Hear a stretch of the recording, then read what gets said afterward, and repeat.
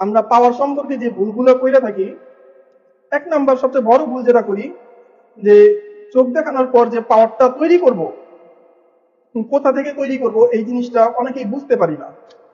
যার কারণে দেখা যায় যে ডাক্তার যে পাওয়ারটা দিচ্ছে প্রেসক্রিপশন অনুযায়ী ওই পাওয়ারটা অ্যাকুরেট ভাবে আমি পাই নাই। যার ফলে মাথা ব্যথা কমতেছে না, এবং চোখে যেরকম দেখা দরকার ক্লিয়ারলি ওই ক্লিয়ার দেখতেছি না। তারপরে দেখা যায় যে দিন দিন আস্তে আস্তে অবনতির দিকেই যাইতে থাকে।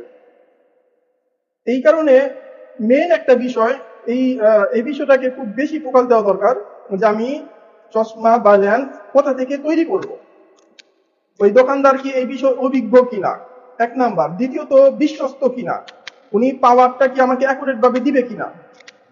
অনেক দোকানদার আছে আপনার, মানে কি বলবো, যে সেবার চাইতে ব্যবসাটাকে খুব বেশি বড় করে দেখে। তো ওদের কাছে যাওয়া